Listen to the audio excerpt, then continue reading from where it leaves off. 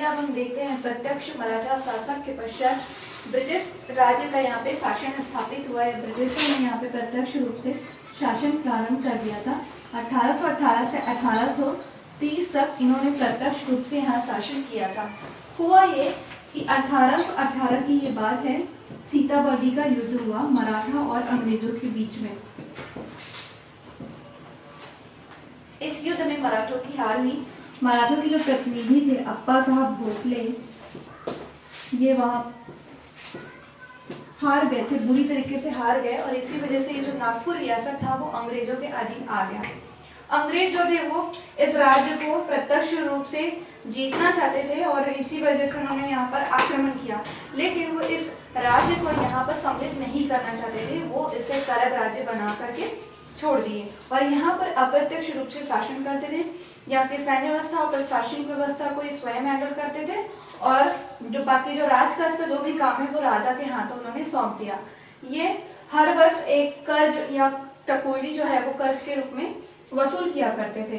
तो हुआ ये था कि अप्पा साहब जो है इस युद्ध में जब हार गए हैं तो उसके पश्चात उत्तराधिकारी की यहाँ पे बात उठने लगी। तो यहाँ पर पुरुषाजी की जो विधवा पत्नी थी उन्हें ये कहा गया कि आप एक पुत्र गोद लीजिए। ठीक है, गोद लेने की बात चली क्योंकि उत्तराधिकारी के बिना कोई भी शासन नहीं चल सकता था। तो जब गोद लिया गया तो उसमें एक महिला का नाम मिलता है जो रघुजी द्वितीय की पुत्री है, बानुबाई। ठीक है, इनका एक पुत्र था बाजीवा, जिसे इतिहास में रघुजी तृतीय के नाम से जाना जाता है। ठीक है, तो क्या हुआ कि बानुबाई का जो पुत्र था 10 वर्षीय पुत्र था, बहुत छोटा था, 10 वर्ष का था मात्र। तो इसको उत्तराधिकारी घोषित किया गया, इसे गोद लिया गया और यही आगे चल करके रघुजी तृतीय के नाम से इतिहास में जाना जाता है। क्योंकि ये बहुत छोटा था, अल्पवयस्क था, इसको कोई भी जानकारी नहीं थी, शासन प्रशासन कैसे चलता है इसके बारे में कोई भी जानकारी नहीं थी। तो फिर इसकी जगह इन्होंने प्रत्यक्ष रूप से यहाँ पे शासन किया। अंग्रेजों ने यहाँ पे रेजिडेंट की नियुक्ति की।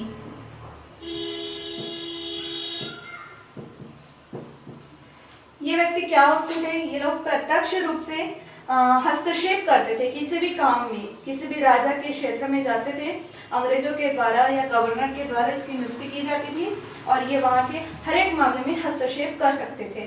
ठीक है, तो जो रेजिडेंट है वो यहाँ पर प्रत्यक्ष रूप से शासन करने लगे और उन्होंने कुछ कुछ जो अधिकारी हैं उनको छत्तीसगढ़ में भी भेजा, क्योंकि छत्तीसगढ़ जो था वो अंग्रेजों के अधीन आ चुका था उस समय तक और उन्होंने यहाँ पर अपने अंग्रेज अधिकारियों के माध्यम से शासन प्रारंभ किया। तो देखिए, जो प्रथम रेजिडेंट थे जेनकिंस,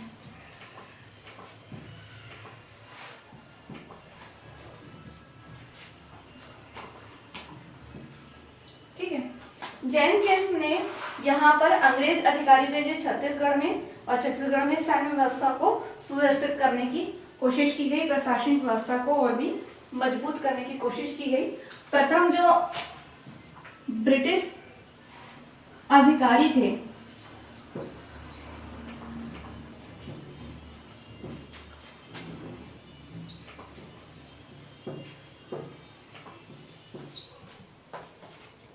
वो थे कैप्टन एडमंड।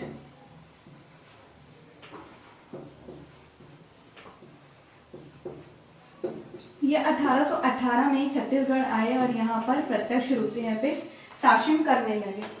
कैप्टन एडमंड के समय की जो कुछ घटनाएं हैं वो अभी भी बहुत फेमस है, अभी भी जानी जाती है। जैसे कि इनके समय में डोंगरगढ़ के जो जमींदार थे उन्होंने यहाँ पर विद्रोह किया था और इस जो डोंगरगढ़ के जमींदारों को खैरागढ़ के जमींदार की मदद से यहाँ पे इनके विद्रोह को दबा दिया गया था, उनका दमन कर दिया गया था। इस वजह से जाना जाता है इनको। काफी कूटनीतिक तरीके से इन्होंने इस विद्रोह का दमन किया था और इसके पश्चात ही 1818 में ही इस विद्रोह के बाद ही इनकी मृत्यु हो गई थी। अगले जो अधिकारी हुए वो थे एगेन्यू, कैप्टन एगेन्यू।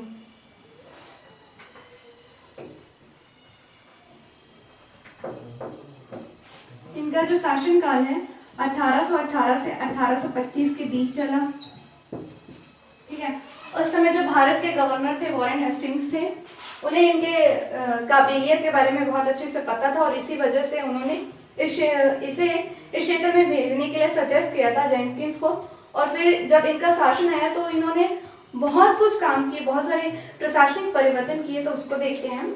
तो सबसे पहले एगेन्यू को श्रेय जाता है अपनी राजधानी बदलने का।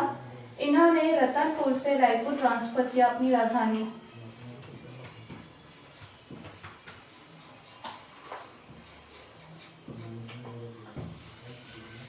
ठीक है, इन्होंने रायपुर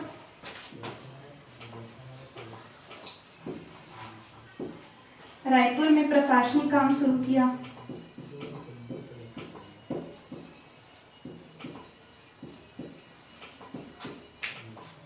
परगनों को पुनर्गठित किया। इनके समय परगनों की जो संख्या थी वो 9 हो गई थी। ठीक है, उसके अलावा इन्होंने और क्या किया, इन्होंने छत्तीसगढ़ में जो करों का जो लेखा जोखा था उसको व्यवस्थित किया।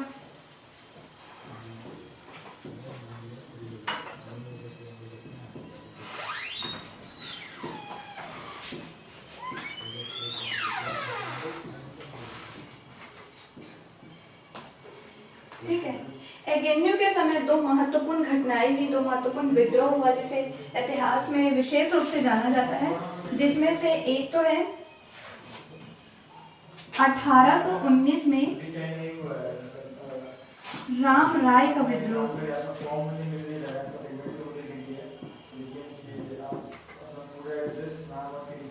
ठीक है, राम राय का विद्रोह हुआ था। जब हम छत्तीसगढ़ के जितने भी विद्रोह हैं उसको जब हम पढ़ेंगे तो उसको भी थोड़ा डीपली पढ़ेंगे कि कौन कौन से विद्रोह हुए थे, कहाँ कहाँ पर हुए थे।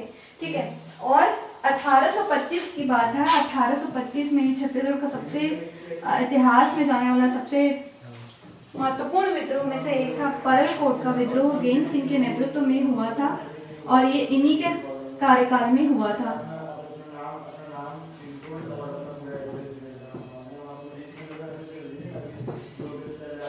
ठीक है, तो देखो एगेन्यू ने बहुत सारे काम किए, है ना।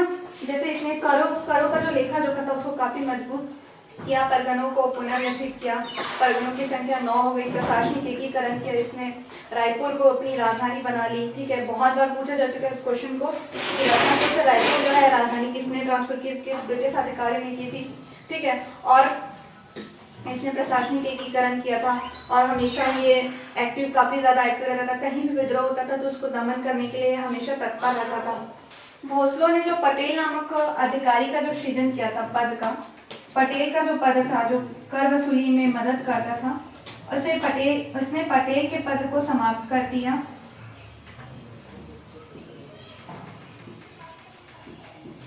और इसने करों को बहुत अधिक मजबूत करने के लिए, कर व्यवस्था में सुधार करने के लिए एक पंड्या नामक अधिकारी की नियुक्ति की थी। पंड्या नामक अधिकारी की नियुक्ति, जो 20 से 30 गांवों के लिए एक व्यक्ति को नियुक्त किया जाता था।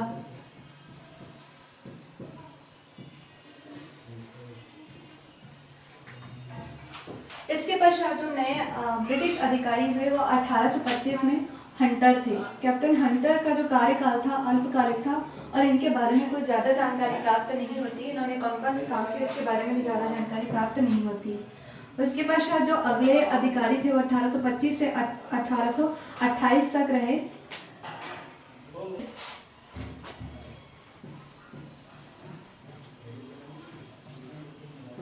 इनके कार्यकाल में इन्होंने कुछ कुछ महत्वपूर्ण काम किए, जैसे कि इन्होंने अंग्रेजी वर्ष को मान्यता दी, डाक और तार व्यवस्था प्रारंभ की, अंग्रेजी में कामकाज किया जाने लगा,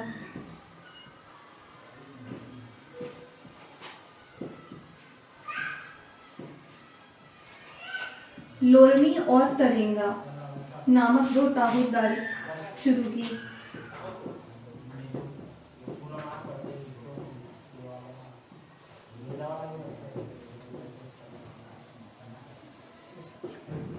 और इसके पश्चात 1829 में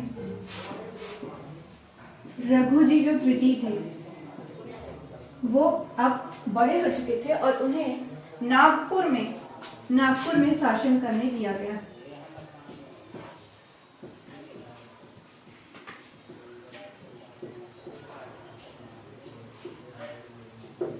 ठीक है, तो इनके बारे में इतनी सारी जानकारी मिलती है। अब ये एक्चुअल में 1826 है। ठीक है, फिर अगले जो अंग्रेज अधिकारी थे वो थे विल्किंसन।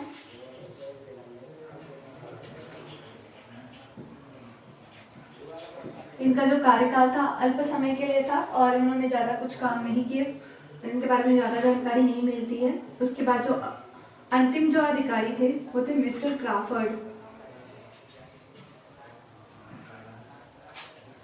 मिस्टर क्राफर्ड ने ही यहाँ पर अंतिम अंग्रेज अधिकारी के रूप में काम किया और उसके पश्चात जो रघुजी तृतीय थे उनको यहाँ का शासन जो है वो सौंप दिया गया और अंग्रेजों ने यहाँ पर रघुजी तृतीय के माध्यम से जिलेदारों की नियुक्ति की। अलग अलग जिलेदारों का नाम यहाँ पर मिलता है। ठीक है, उन जिलेदारों के माध्यम से यहाँ पर कर वसूल किया जाता था, यहाँ पर अप्रत्यक्ष रूप से शासन किया जाता था। तो इसी वजह से 1823 के पश्चात जो शासन हुए उन्हें फिर से पुनः अप्रत्यक्ष मराठा शासन कहा जाता है।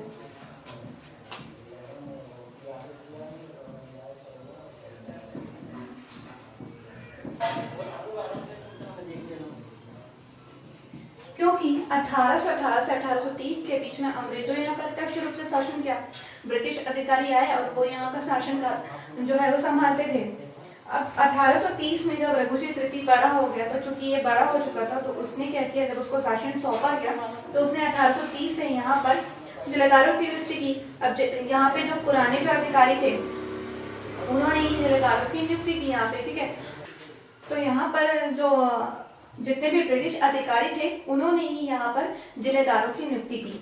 ठीक है, तो हुआ ये कि 27 दिसंबर 1830 में प्रथम जिलेदार बनकर आए कृष्णराव अप्पा।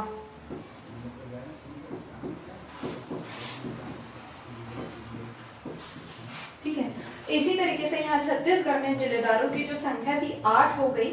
8 जिलेदारों की नियुक्ति की गई और अंतिम जिलेदार थे गोपाल राव अप्पा।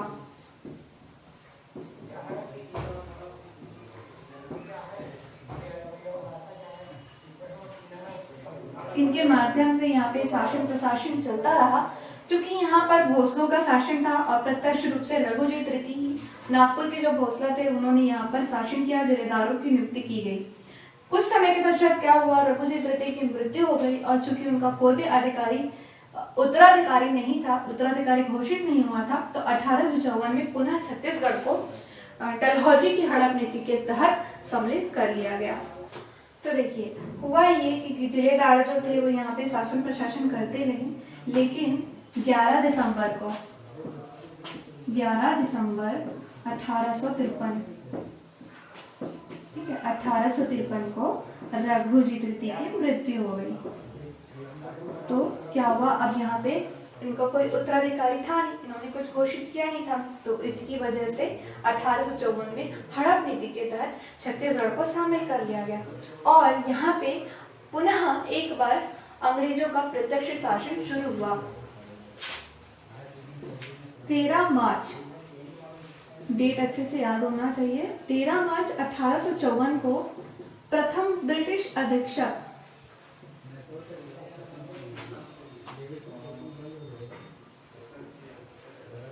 चार्ल्स इलियट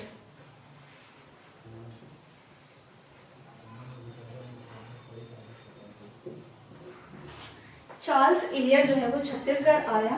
13 मार्च 1854 को छत्तीसगढ़ की बागडोर सौंप दी गई, क्योंकि रघुजी तृतीय की मृत्यु हो चुकी थी, अब कोई भी नहीं बचा था और ब्रिटिश जो साम्राज्य था वो अपने पैर पसारना चाहता था। 1854 में उसने यहाँ पे सोच लिया था कि उसे प्रत्यक्ष रूप से यहाँ पे शासन करना ही था।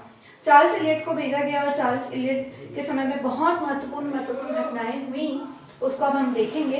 और चार्ल्स इलियट के बारे में ऐसा कहा जाता है कि यह भी एक योग्य अधिकारी था, इसने बहुत सारे काम किए, छत्तीसगढ़ के शासन प्रशासन को उसने बहुत अच्छे तरीके से संभाला हुआ था। तो अगर आप देखते हो कि मराठों का शासन किससे शुरू हुआ छत्तीसगढ़ में, तो छत्तीसगढ़ में मराठों का शासन जो है वो रघुजी के द्वारा शुरू हुआ था। रघुजी प्रथम ने यहाँ पर भोसले सेनापति को भेजा था, भास्कर पंत को, और 1854 में जब यहाँ पे अंग्रेजों का प्रत्यक्ष शासन हुआ, उस समय जो अंतिम भोसला शासक थे, या उसके पहले जब 1853 में रघुजी तृतीय की मृत्यु हुई, तो अंतिम भोसला जो शासक थे वो रघुजी तृतीय थे।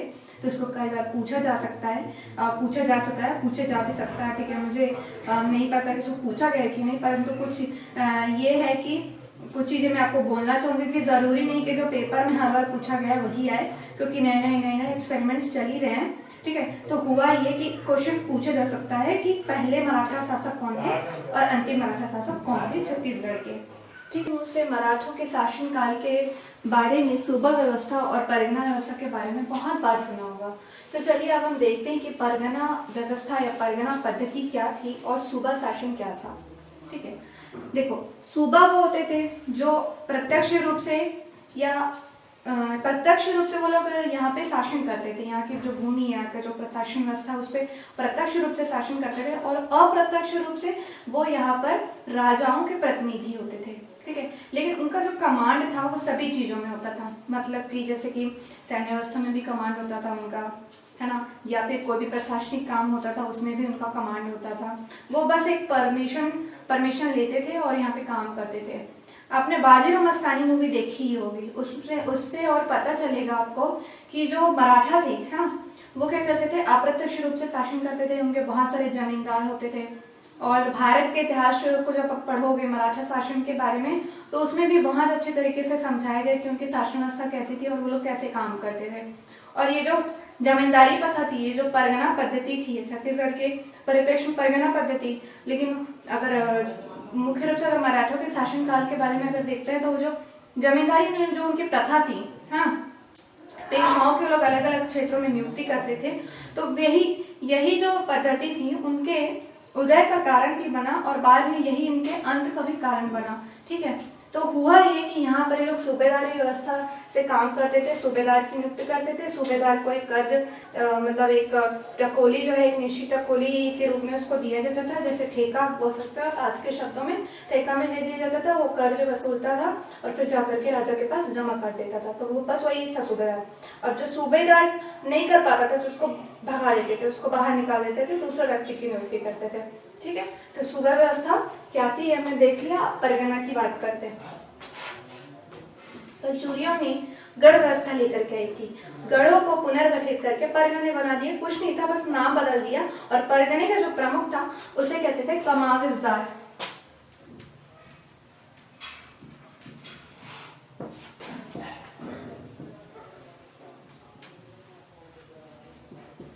ठीक है, तो ये हमने देख लिया।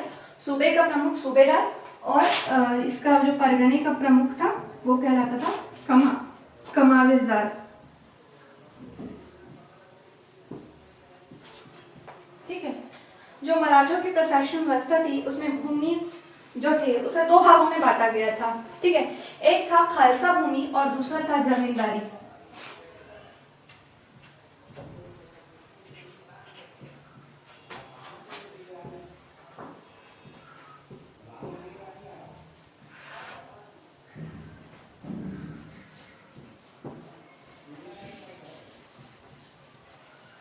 ठीक है, तो जो खालसा भूमि होती थी वहां पर जो भोसले शासक थे वो प्रत्यक्ष रूप से राज करते थे, खुद खेती करते थे, खुद सब चीज वसूलते थे, और कर्ज वगैरह भी लेने का हर काम वो स्वयं करते थे।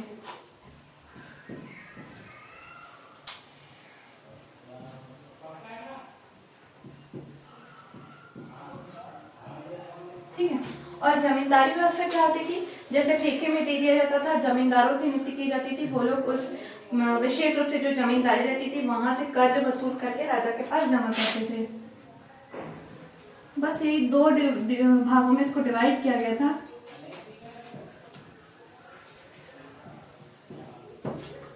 ठीक है, तो इनका काम करने की जो पद्धति थी वो अलग अलग थी, है ना। तो उसको हमें एकदम सिरे से देखना पड़ेगा कि कौन कौन से अधिकारी नियुक्त किए जाते थे और काम एक्चुअल में चलता कैसे था, क्योंकि मराठों के प्रशासन की व्यवस्था में भी मेंस में बहुत अधिक पूछा जाता है।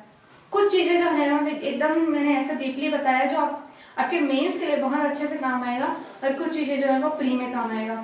वैसे तो पूरा नोट जो है वो मेंस और प्री दोनों के लिए बना है।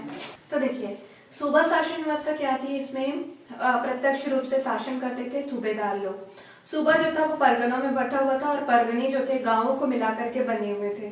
सूबे का जो प्रमुख रहता था सूबेदार कहलाता था, परगने का प्रमुख कमावजार कहलाता था और गांव का प्रमुख जो था वो गौटिया था। सिर्फ 3 सीरीज थी इसमें, ठीक है। जैसे कि कलचुरियों में गढ़, फिर बारहो, फिर गांव था, वैसे ही यहाँ पर क्या था, सूबा था, परगना था और गांव था,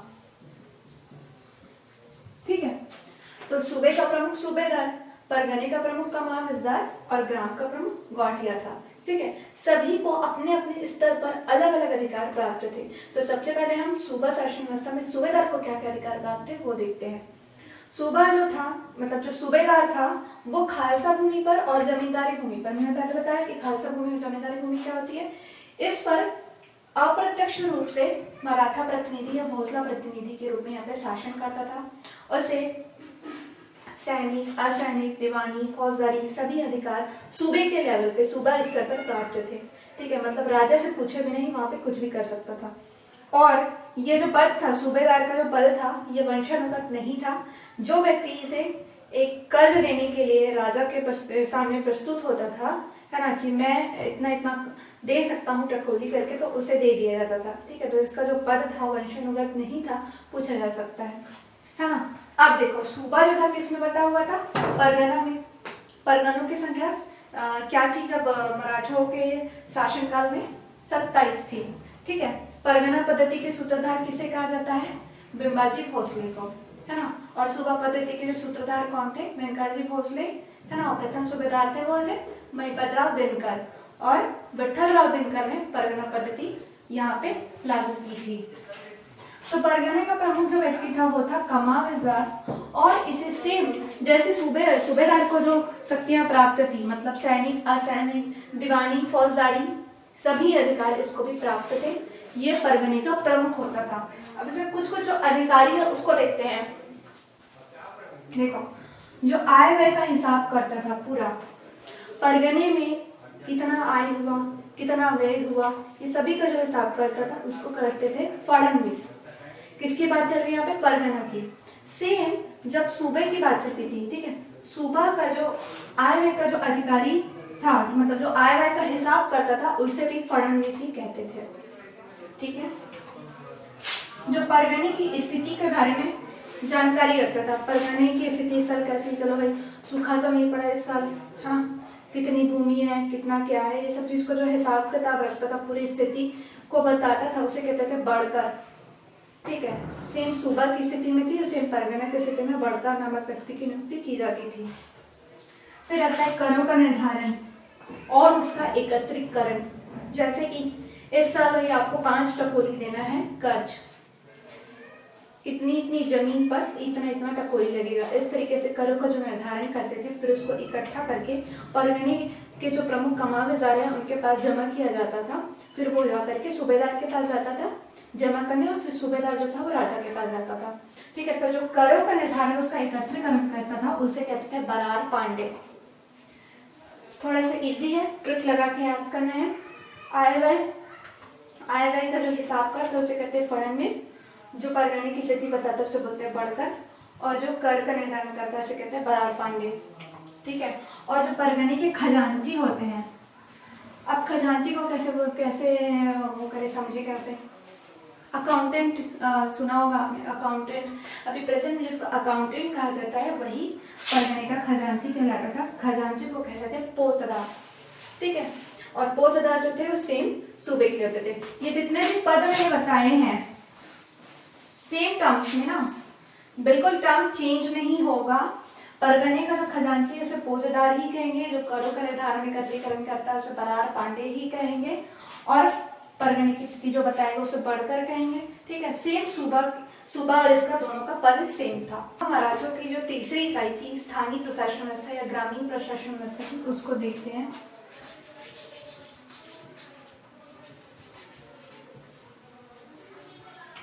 गांव का जो प्रमुख था उसे गौटिया कहते थे। इसे भी ग्रामीण लेवल पे, ग्रामीण क्षेत्र पर, है ना, बहुत सारे अधिकार प्राप्त थे। जैसे वहां का ये न्यायिक प्रमुख होता था और कर्ज भी वसूल करता था ये, और फिर जाकर के कमाविजदार को दे देता था। ठीक है,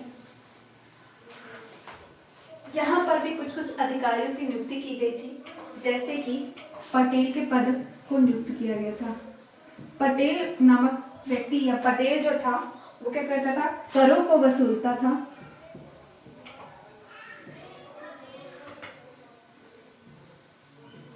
और फिर जाकर के गौटिया के पास ये जमा करता था, और ये साथ ही साथ गांव की स्थिति भी देखता था।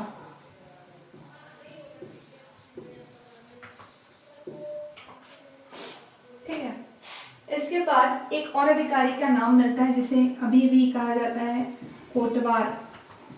अभी भी ये प्रचलित है, पटेल भी अभी भी प्रचलित है और कोटवार भी अभी भी प्रचलित है। कोटवार जो था वो गांव का सुरक्षा करता था और गांव की ही रक्षा के लिए चौहान नामक व्यक्ति की भी नियुक्ति की जाती थी। ठीक है, तो इस तरीके से ग्रामीण स्तर पर स्थानीय प्रशासन में 3 पदों के बारे में जानकारी मिलती है विशेष रूप से, पटेल का पद, कोटवार का पद और चौहान का पद। इसी पटेल के पद को एडेम्यू ने समाप्त कर दिया था आगे चल करके।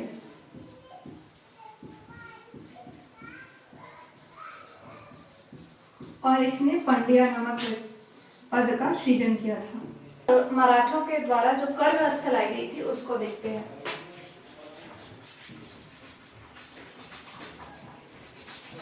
ठीक है, टपोली के रूप में ये लोग कर ग्रहण करते थे।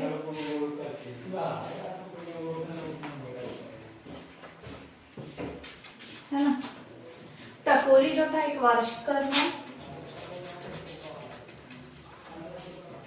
वर्ष में एक बार वसूल किया जाता था इसे प्रत्येक व्यक्ति से। वही मैंने पहले भी बताया कि गांव के लोग या जो गौटिया रहता था वो गांव के जितने भी लोगों से वसूल करता था पैसा, उसे वो कमाविजदार को ले जाकर के देता था। कमाविजदार जो था वो सूबेदार को लेकर सूबेदार के पास जमा करता था और सूबेदार जो था वो राजा के पास जाकर के जमा करता था और उसमें से कुछ जो हिस्सा रहता था उनके पास रहता था। ठीक है, और इसके अलावा कुछ कुछ और कर यहाँ पर लागू किए गए थे, जैसे कि गैर कृषि कर,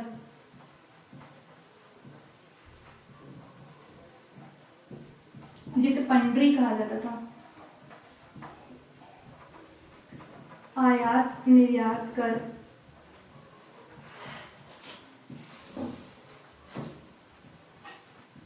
अपराध वगैरह को रोकने के लिए जो कर लगाते थे,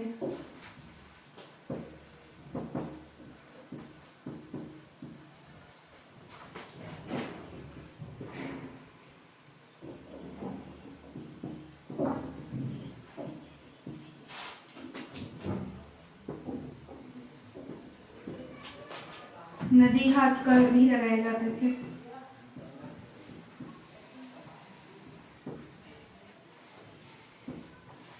तो हम देखते हैं यहाँ पे जमीन को मापने के लिए क्या यूज किया जाता था।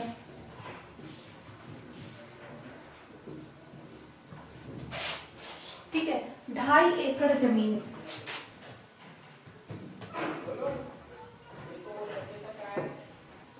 ढाई एकड़ जमीन को एक हल कहा जाता था। ठीक है, और फसली वर्ष जून से प्रारंभ होता था।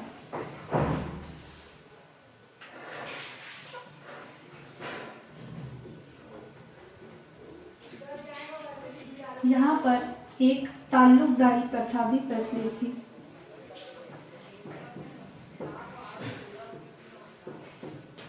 ताल्लुकदारी प्रथा में क्या करते थे, कोई भी त्याज्य भूमि रहती थी या जो कृषि योग्य नहीं रहती थी उसे कृषि योग्य बनाया जाता था पहले, उसके बाद उसको पट्टे पर या ठेके पर दिया जाता था और वार्षिक कुछ कर जो है जो निश्चित की जाती थी वही कर जो है वहां से वसूल किया जाता था।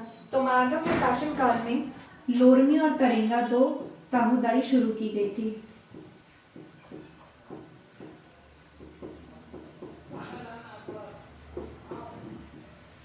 न्याय प्रशासन के बारे में अगर हम देखते हैं तो मराठों के शासनकाल में सूबेदारों को ज्यादा शक्तियां प्राप्त थी, जैसे कि सूबेदार मृत्युदंड की भी सजा सुना सकते थे। उसमें वो लोग बैरागी, कोई महिला है या कोई असहाय स्त्री है उसे, और इसके अलावा ब्राह्मण,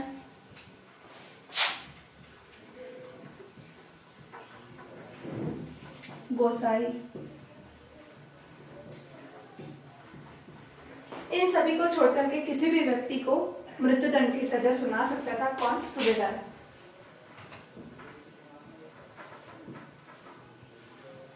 अब दूरी के बारे में देखते हैं। दूरी को मापने के लिए क्या यूनिट यूज की जाती थी? जैसे कि 3 कोस की जो दूरी थी,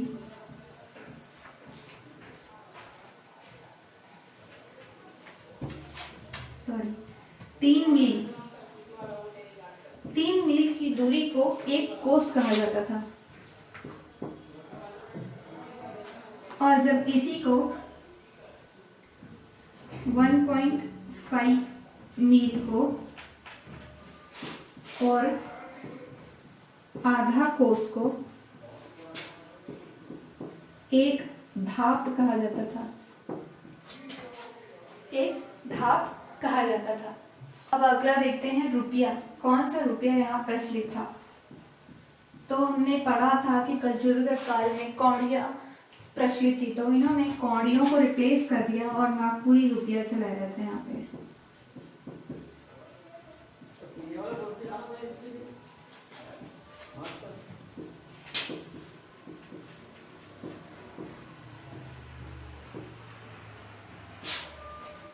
इनकी भाषा मराठी थी, मतलब राजकाज की जो इनकी भाषा थी वो मराठी थी।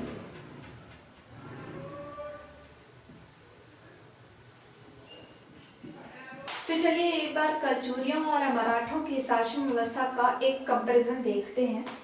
जैसे कि हमने कलचुरियों के शासन व्यवस्था के बारे में बहुत अच्छे से पढ़ा और मराठों के शासन व्यवस्था के बारे में भी अच्छे से पढ़ा, तो इन दोनों के बीच में डिस्टिंग्विश करना थोड़ा इजी है। तो देखो, कलचुरियों और मराठों दोनों में एक व्यवस्था कॉमन थी।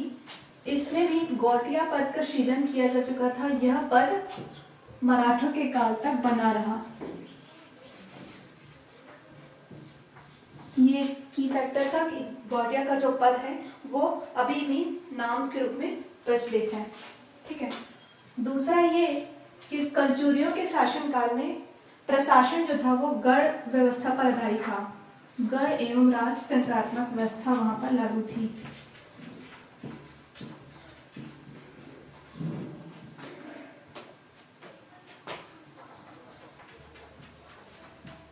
और मराठों के शासनकाल में परगना और सूबा व्यवस्था आई थी।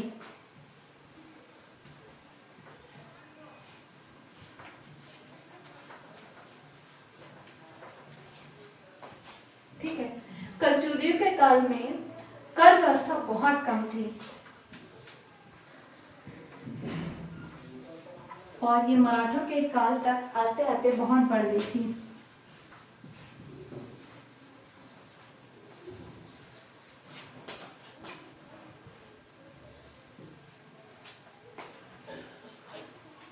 और क्या देख सकते हो? देखो, ये लोग कौड़ियों के द्वारा आय व्यय किया करते थे और इनके शासनकाल में कौड़ी के बजाय नागपुरी रुपया प्रचलित था।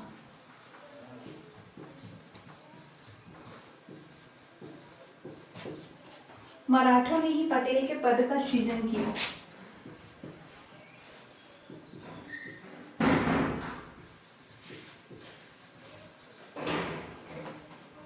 ठीक है। और क्या क्या चीजें थी कलचुरियों के शासन व्यवस्था में? अच्छा, इनमें दूरियों की जो माप थी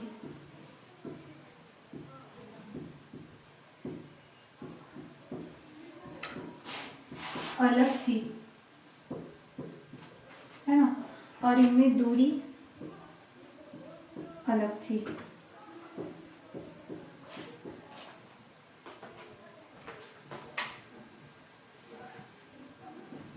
शासक प्रत्यक्ष रूप से शासन करते थे।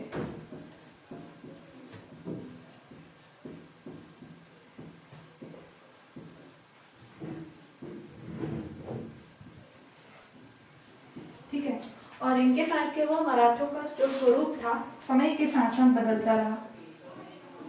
कभी ये लोग प्रत्यक्ष रूप से शासन करते रहे तो कभी अप्रत्यक्ष रूप से शासन करते रहे।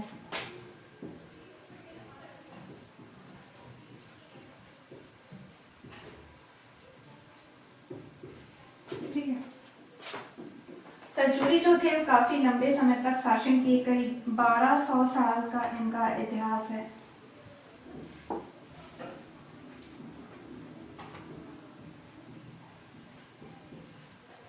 और ये जो थे वो अल्पकालिक थे। अब अगर इनका कंपेयर किया जाए तो ये लोग अल्पकालिक ही कहलाएंगे।